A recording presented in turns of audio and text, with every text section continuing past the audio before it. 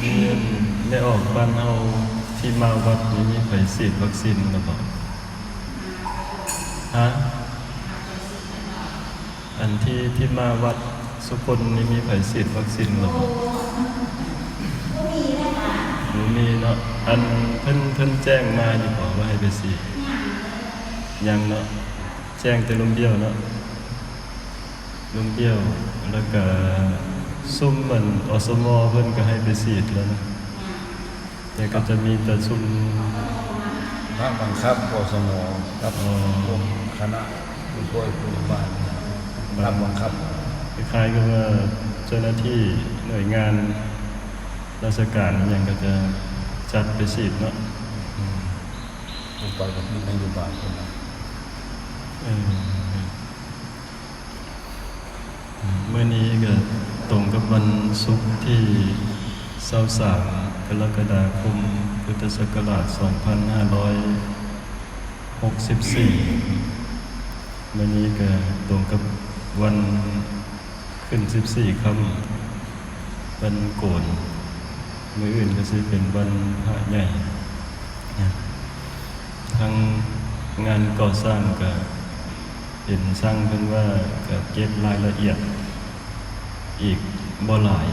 ก็คงสิได้เทแต่ว่ามื้อที่ก็คงจะได้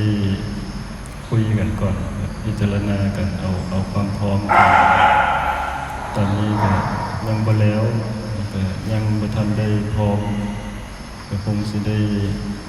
ปรึกษาหารือกันกับช่างนั่นแหละกับญาติโยมนำก็สิเอามื้อใดแล้วก็ให้เพิ่นคิดคำนวณออกมาว่าสิใช้ปูนจักคิวเป็นเงินออกมาจักบาทสินะก็สิได้ประกาศบอกผู้ที่มีใจศรัทธาครับอยากเฮ็ดอยากร่วมนำอาจสิเป็นอยู่บ้านเฮาก็มีบ้านอื่นก็มีออกไปก็คงจะได้บอกกล่าวออกไปการเฮ็ดการก่อสร้างก็อย่างหนึ่งที่มีความคาดหวังก็คือว่าเป็นโอกาสที่จะให้ออกผลญาติโยมบุคคลทั้งหลาย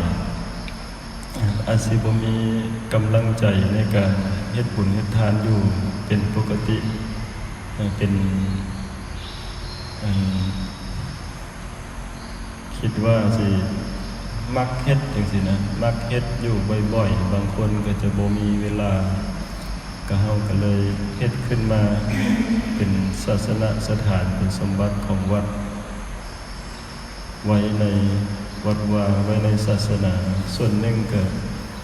อยากให้คนที่ยังบุญบ่หลายก็ให้ได้มีบุญหลายคนที่บารมีบ่หลายก็ให้ได้สร้างบารมีตามที่เจ้าของสามารถทำได้คนที่ยังมีกำลังใจที่ยังอ่อนกำลังใจที่โน้มไปทางอกุศลหลายสิก็ให้เพิ่นได้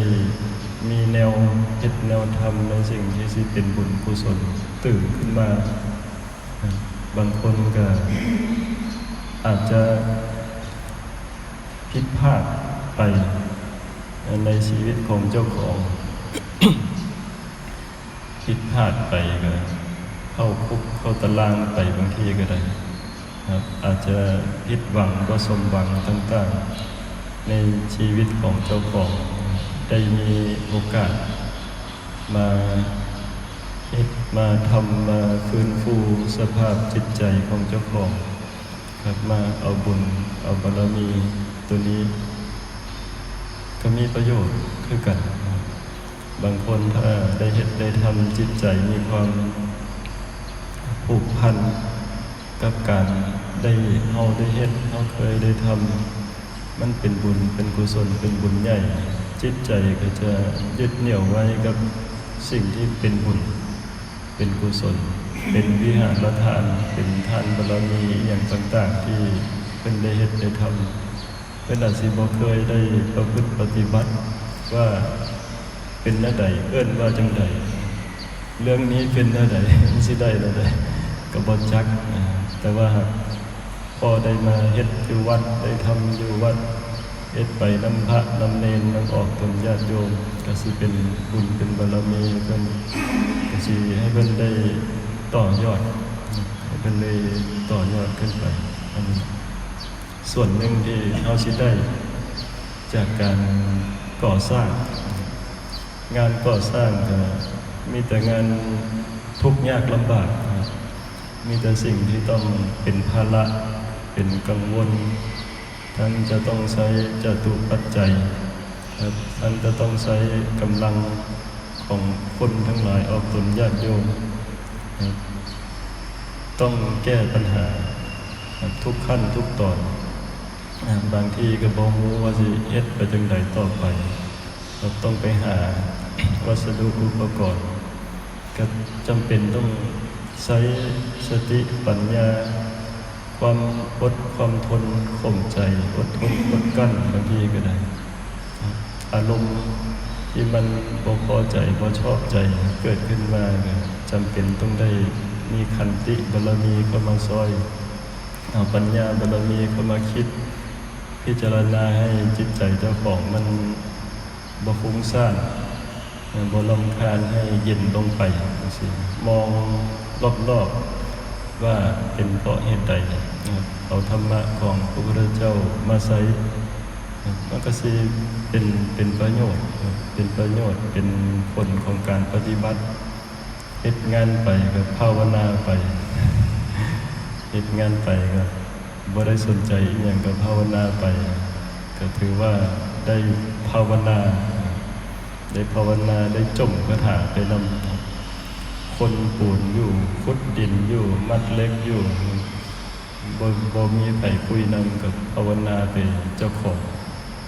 อันนี้ก็ได้บุญคือกัน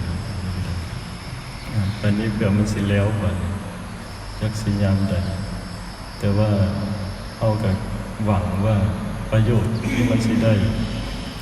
จากออกตนญาติโยมแน่จากบ้านอื่นแน่จากคนที่มีศรัทธาอยากจะเฮ็ดอยากจะทำอยากจะทานอยากจะสร้างบางคนก็มีทุกข์มีปัญหาอยากพึ่งพาวัดพึ่งพาศาสนาก็ได้มาร่วมมาทานให้เจ้าของได้ดูดีมีแห่งเป็นสิริมงคลสะเดาะเคราะห์สะเดาะเข็ญออกไปนั่นแหละตัวนี้ก็ได้ก็สิเป็นตัวสร้อยตัวนึงอย่างคู่มือนี่ก็มีปัญหาหลายด้านปัญหาทั้งความยากลำบากในการทำมาหากินเศรษฐกิจบ่ดีปัญหาด้านของโรคภัยไข้เจ็บที่มีอยู่นำอากาศทั่วไปจำเป็นต้องได้ระมัดระวังจากสิติดเมื่อใดก็ติดง่ายแท้ๆไวรัสพยาธิอะไรก็ได้ติดง่ายก็เลยจำเป็นต้องได้ระมัดระวังเดือดร้อนไปทั่วโลกภัยธรรมชาติแม้แต่ประเทศที่เจริญก็ยังถึกภัยธรรมชาติคนก็ล้มหายตายจากกันไปสูญหายไปก็มีประเทศที่บ่เคยมีอุทกภัยน้ำท่วมก็เป็นบ่แม่นยามมันสิท่วมมันก็ยังท่วมต่อมากับพิจารณาภัยในโลกมนุษย์ภัยในวัฏสงสารนี้มีเบิดเลยบัดนี้มีแต่พูดพิษกันบัดสร้างเป็นว่ามีแต่พูดพิษกันมีแต่พูดจมให้กันผู้ใดบ่พอใจจังใดก็เว้าออกมาผู้ใดมีความคิดความเห็นแบบใดก็เว้าออกมาผู้ใดอยากด่าใครก็ ด่าง่ายผู้ใหญ่ก็ด่ากันเด็กน้อยก็ด่ากันก็บ่มีใครเตือนกันสร้างเป็นไปว่า สร้างเป็นวันนี้พระเอาก็มีแต่ว่าสำรวมเพิ่นก็สอนมาตั้งแต่สมัยดึกดำบรรพ์สำรวมกายวาจาใจแต่ว่าเขาเว้าเรื่องนั้นเรื่องนี้ขึ้นมาก็สำรวมบ่อยู่หรือบางทีก็ได้ขึ้นมันก็เจ้าขึ้นน้ำเขาก็เลยว่าบางทีเนี่ยเวลาที่มีความสงบเรียบร้อยครับบ่มีลมบ่มีฟ้าบ่มีฝนมันก็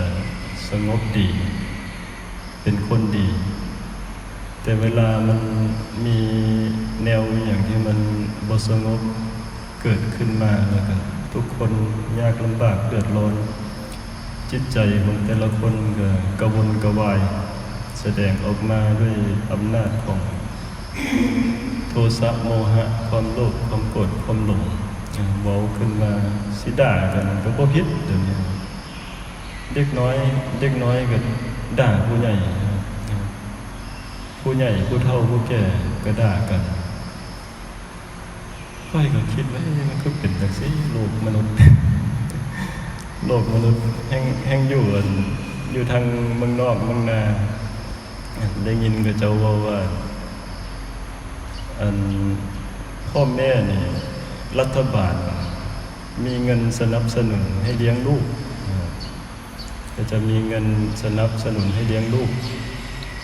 วันนี้ลูกไปโรงเรียนก็ครูก็จะบอกว่าพ่อแม่นี่ได้เงินจากรัฐบาลให้เลี้ยงลูกให้เลี้ยงเด็กน้อย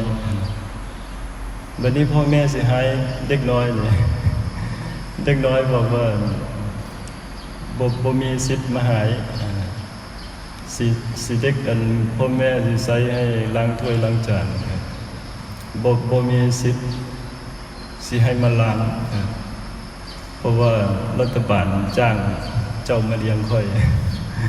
ก็ได้ยินว่าแบบนี้ก็แปลกดีคือกันครับแปลกดีคือกันครับวันนี้ก็เลยสุดบ่คือเก่านะโลกมนุษย์ครับประเทศเฮาก็สิบ่คือเก่าครับการแสดงออกทางความคิดความเห็นการจมการด่าการป้อยกันก็มีขึ้นเป็นปกติครับเปิดไปทางใดก็เห็นสิไปฟังม่องใดก็ได้ยินเฮาก็จักสิสอนไปให้สำรวมเฮาก็ได้ก็คงจะสอนเจ้าของสอนว่าบาปว่ากรรมตำหนิติเตียนคนอื่นมันสิเป็นบาปเป็นกรรมก็คงสิสอนเจ้าของคิดเห็นตัวเจ้าของเป็นผู้ใหญ่เป็นผู้นำเป็นหัวหน้าหมู่จะเกิดหมู่มีแต่จมแต่ปล่อยให้เจ้าของคงสิจักสิเฮ็ดจังไดเป็นทุกข์ใจครับเขาลูกเขาหลานเขาญาติพี่น้องมีแต่คนจมคนปล่อยก็จักสิเป็นจังไดโลกมนุษย์แต่ต่อมาก็คิดพิจารณาบัดนี้คันแนวใดบ่ดีแนวใดแนวหนึ่งก็เสริมขึ้นไปได้บัดนี้เสริมขึ้นไปให้มันหายให้มันแห้งบัดนี้หายกันด่ากันผู้นั้นบ่ดีผู้นี้บ่ดีอันนี้ก็ภัยเกิดขึ้นมาภัยธรรมชาติเกิดขึ้นมาภัยทางโรคภัยไข้เจ็บเกิดขึ้นมาภัยจากมนุษย์ที่จะลบล้างฆ่าฟันหักล้างกันต่อสู้กันเกิดขึ้นมาพิจารณาแล้วก็เป็นที่สลดใจสติสัมปชัญญะก็คงสิต้องรักษาไว้ บางทีได้ยินผู้นั้นจมให้ผู้นั้นผู้นั้นจมให้ผู้นี้ผู้นี้ด่าผู้นั้นผู้นั้นเว้าผู้นี้บ่ดีบางทีค่อยก็เกือบคอยตามไว้ค่อยก็อดไว้ค่อยอดไว้บ่ให้ขลำเจ้าของก็ขลำครับบ่ให้ไปบ่ให้ไผขลำนะจังสิแหละมันก็สิเป็นสิ่งที่บททดสอบเวลาที่สถานการณ์ปกติสภาพที่มันสงบสุขเฮาก็เป็นคนดีได้แต่พอเวลาที่มันบ่สงบสุขเฮาก็อาจสิไกลจากความดีออกมาอันนี้ก็เลยเอามาเว้าให้เอาตนญาติโยมสุขสุคนได้ยินได้ฟังสำหรับวันนี้ก็ขอให้ญาติโยมทั้งหลายตั้งใจรับพรเด้อ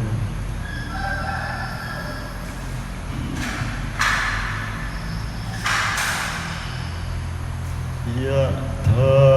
วะริวหาปุราปาริปุเรนติสาคารัง